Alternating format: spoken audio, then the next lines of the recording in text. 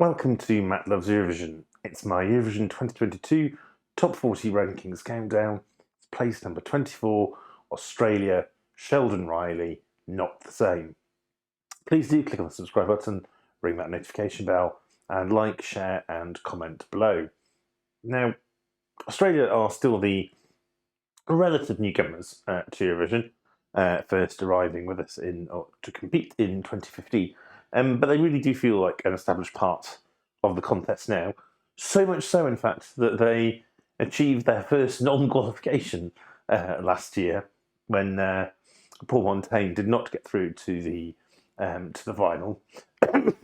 Just real shame, I thought, because it was one of my favourite songs, and she didn't even get to the contest because of the restrictions that were still in place last year for Australia. So hopefully this year Sheldon Riley will get to the contest, physically to the contest. We're keeping fingers crossed that will happen. And in fact, he's already attended quite a few of the pre-parties. Now, Sheldon won the Australian national final, which is Eurovision Australia Decide. They've run this for several years now. He came second with the public vote, he came second with the juries, but overall was quite a decisive win in the end for him. He's no stranger to live singing contests.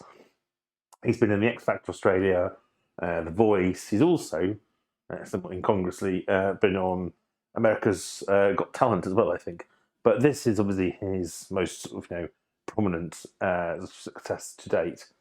And this song, Not the Same, is really it's co-written by Sheldon, and it's really dealing with some of his experiences of growing up with Asperger's syndrome, kind of moving from home to home, very religious parents, kind of unaware or unsure about his sexuality, all of those kinds of things.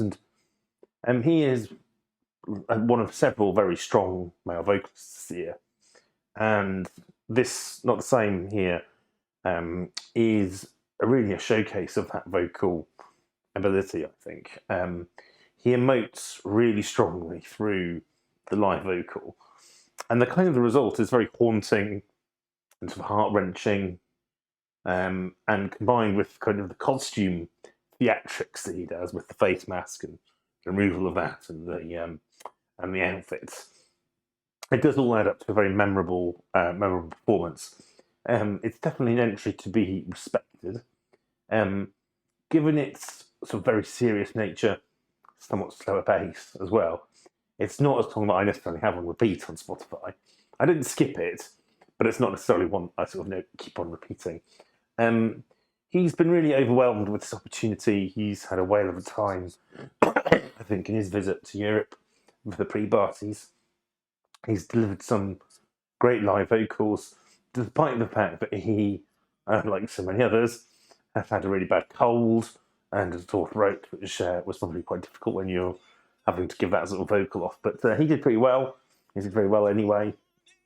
And he's had a lot of, like some of the other contestants, there's a lot of nasty stuff thrown at him online, which I totally unjustified. And I do struggle to understand the mindset. Some of it, inevitably, sadly, has been homophobic, but at least he seems to have had a really good time over here in Europe, and hopefully he's really excited to come back over again for the actual contest.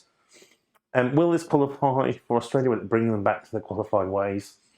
Well, I'm not sure it's a dead cert, but I think it's a pretty strong contender. I think the live vocals, the song quality, will all help pick up a lot of jury votes. I'm not sure necessarily will get quite as many public votes, but you do have the UK and Ireland are both voting in the semi-final that Australia is in, which I think probably will inevitably give them a few extra points there. And I'm interested to see what he's going to do with his costume and the staging. I'm very sure it will be a memorable performance, come what may. And that's all from Australia. Do join me again for the next song in our rankings.